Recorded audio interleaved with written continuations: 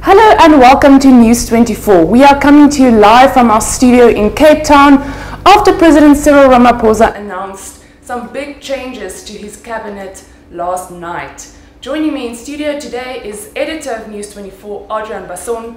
Adrian, once again an exciting night for South Africa. Big changes to cabinet. We have a new deputy president in the form of David Mabuza. If someone had told you a year or two ago that this would be the case, would you have believed them? It's no. Let me just start by saying I so wish that Cyril Ramaphosa would do away from these midnight announcements like his predecessor Jacob Zuma loved to do. But it seems like we are still stuck in that mode. What's interesting is last night Ramaphosa was going to deliver or announce his new cabinet at 9 p.m. but that was then delayed a few times, at 8:30 actually, in fact 8:30 p.m. and that was delayed until 10. So there was definitely something going on in the background.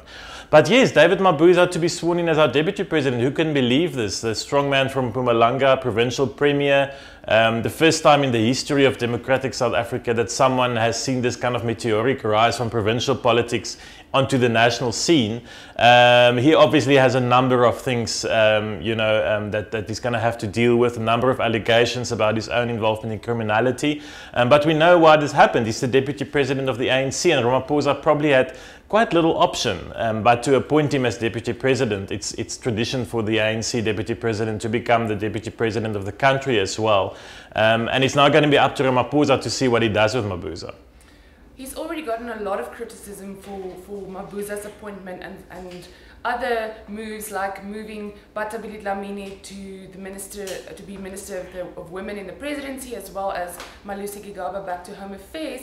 The EFF saying that he had ultimately bowed to factional pressures within the ANC. Do you agree? Look, I think one must be realistic. Ramaphosa had only limited maneuvering space here.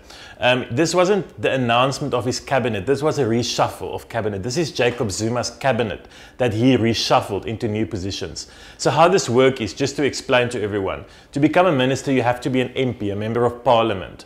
You have 2 spots on cabinet for people who are not MPs. That's all Ramaphosa had to deal with there. So he literally had to move the chairs around with the ANC MPs who are already in parliament, use some of those vacancies in parliament to get people like Nhlanhla Nene and David Mabuza sworn in, and then, shuffle people around to make sure that the key positions, the key portfolios are out of the hands of the Gupta ministers, people like Faith Mutambi, people like Mosebenzi Zwane. They've all been moved. Malusi Gigaba is still there, but he's been moved to Home Affairs. So I think, yes, some of the criticism is justifiable. I really think he should have tried to get Batabile Dlamini out of cabinet. She stands for everything that is poor and that is incompetent, and that is not what he wants to represent. But I also have some sympathy for him because he didn't have a clean slate. He couldn't pick the best people from the ANC or in the country for his cabinet. He had to deal with what Jacob Zuma had chosen with very limited maneuver room. Well, that being said, then actually some big wins for him.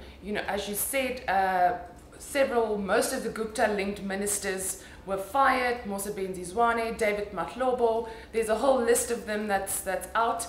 Actually, in that sense, a big win for Ramaphosa and for South Africa. Absolutely. I had some severe deja vu last night of the 9th of December 2015 was it, when Nhlanhla Nene was fired as finance minister, because I think that moment was really when state capture became a reality for all of us in South Africa.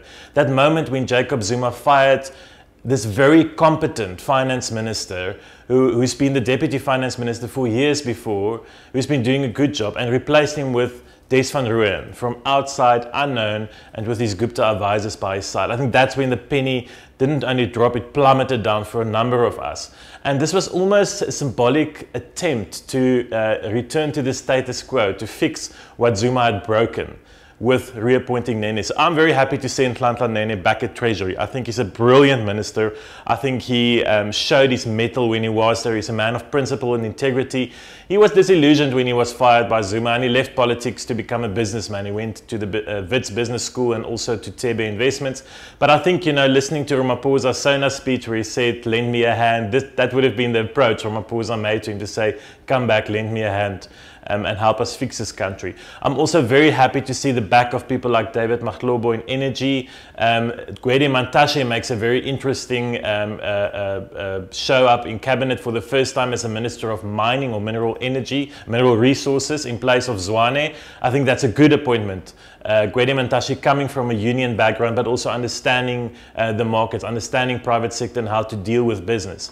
So I think there's some very good appointments in that cabinet. For me, the star of the night was undisputedly in Nhlanhla Nene, and obviously the return of Pravin Gordhan, which we had expected. Yes. Well, let's talk about that. Pravin Gordhan has been instrumental in exposing some of the corruption and maladministration at our parastatals and state-owned enterprises as a normal backbencher MP in these portfolio commissions. So he will really be in a great position to, you know, whip these parastatals into shape. Yeah, I think Ramaphosa has been clear from the start that the SOEs or the parastatals are going to be a big priority for him. This is where millions and not millions, billions of government money literally go to fix the trains at Transnet, to fix electricity with Eskom, to run SAA hopefully at a profit in our lifetime.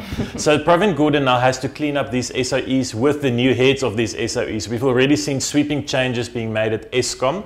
Gordhan is very well placed, as you said, to clean up this SOEs. He made it his mission as a normal backbencher MP in Parliament to really get stuck into the Public Enterprises Committee. You'll remember those very tough question and answer sessions with Lynn Brown, the former minister, who was deeply implicated with the Guptas. And is also now fired. And is also fired, and he's now got the job. You know, so some poetic justice there for Pravin Gordhan, who must now fix his SOEs. It's not going to be easy. He can't do it in 18 months, but he can make some serious changes as Minister of Public Enterprises, who has a say in the appointing of the boards of these SOEs. Just remember for a moment, Alet, when we speak state capture, the institutions that suffered most under state capture were the SOEs. It was Eskom, that was literally plundered by people like Brian Molefe and Anosh Singh and the Guptas by paying billions to companies like McKinsey and Trillion for really not doing anything. It was Transnet, it was SAA and others. Denel, another one. So these are the things that Gordhan now has to look at. Let's talk about the police portfolio for a moment. Fikile Mbalula removed out of that portfolio and replaced with Bheki Cele, who was, of course, formerly the National Police Commissioner. He is, of course, also a very compromised man, and he is also the man who said way back when President Zuma appointed him police commissioner, he told police officials to shoot to kill. Is he really the best man for the job? Look, Bheki Cele is a difficult appointment, because one part of me thinks that he's suited for the job. He comes from the police background. He was MEC for safety in KwaZulu-Natal. He's really passionate about fighting crime. He lives and breathes fighting crime. He never really kind of saw himself as something else than a policeman after leaving the police.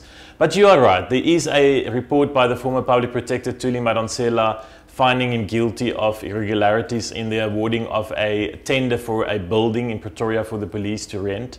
There was also a commission into his conduct that led to him being fired from the police as police commissioner. Of course, this time he's not the police commissioner, he's the political head of the police, which kind of ring fences him a bit. He can't influence day-to-day running of the police. And he's really passionate about fighting crime. I've just heard from our colleague Tidi Madia that he's on his way to Ngobo, actually to go and be there on the ground today at the funeral already. So, you know, he's going to get his hands dirty, which I think South Africans will appreciate. But there are these issues around his integrity, which he's going to have to deal with. Other interesting appointments are newcomers, like you said, Gwede Mantashe to Mineral Resources, William Keys, for the first time being included in cabinet. And of course, Nkosazana Dlamini Zuma also being roped into the presidency. What do you think of these appointments? So listen to this. The presidency is now run by these ministers, Nkosazana Dlamini Zuma, Batabile Dlamini and David Mabuza. I mean, that is quite a motley crew there, you know. Yes. And Ramaphosa, again, very strategic. I think he knows the value of bringing someone like Nkosazana Dlamini Zuma into the presidency, into that role of monitoring, evaluation and planning, because she's a very good bureaucrat. That's what everybody's been saying about her, leaving aside her connection to the Guptas, who sponsored her campaign, and, you know, the ticket of a former husband that she was running on, which was a terrible mistake on her part. she's a good bureaucrat, she understands government, she understands the state. So Ramaphosa probably was thinking he can keep an eye on her while she will do a good job in making sure the National Development Plan is executed, ministers are doing their jobs. I understand that appointment. But Abilia Dlamini, a bit more controversial. She's being put into this women's ministry in the presidency. This is definitely probably one of the ministries that will get the chop when Ramaphosa, after next year's election, if the ANC wins, appoints his own cabinet. But again, the thinking is probably I can keep an eye on her. It's not a big budget. She can't waste too much money. You know, I need to keep the ANC Women's League happy, and that's why he kept her in his cabinet.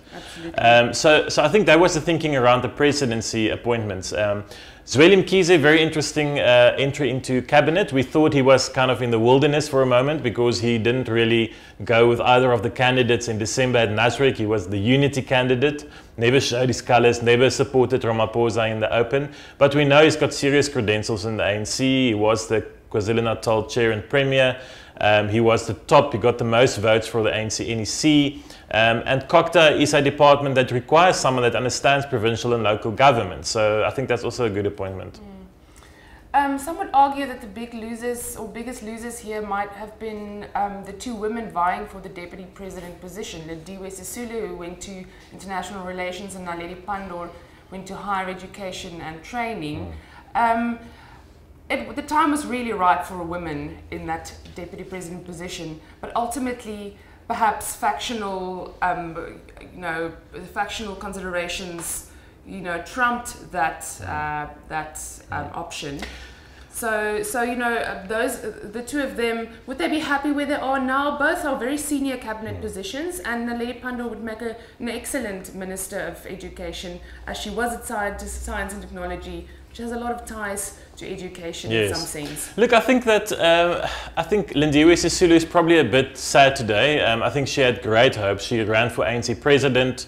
She had her hopes of becoming the deputy president to Cyril Ramaphosa. She lost out to David Mabuza, who's now the deputy president of the country from today. International relations is a glamorous position. It's the foreign affairs minister. She will travel a lot. She will represent South Africa on international platforms. So I think it might be something she enjoys in the end. As a diplomat, as the chief diplomat. Naledi Pandor was never really seriously in the running for deputy president. She doesn't have the kind of seniority and support in the ANC that would have gotten her to that position. Of course, nothing wrong with a very competent minister, very highly regarded minister, and I think she will do a great job in higher education, which really needs someone hands-on to deal with free education, fees must fall, and all those burning issues.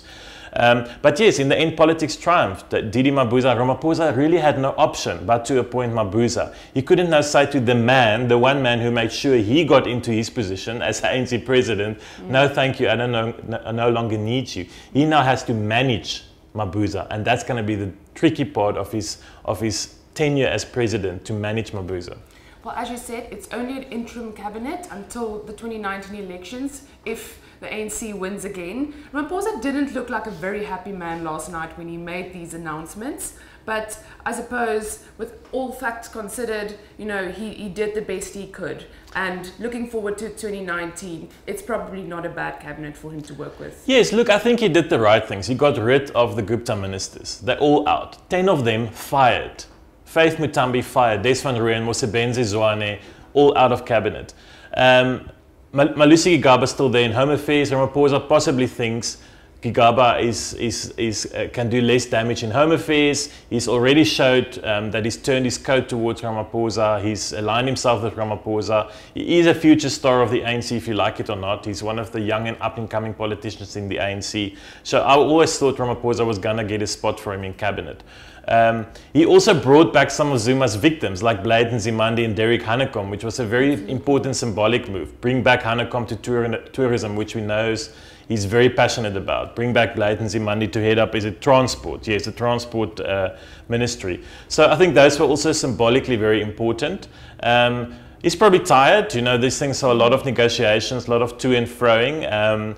I want to guess that he tried very hard to get Mabuza not to be his deputy, but in the end he lost that battle. So he picked some other battles which he had won.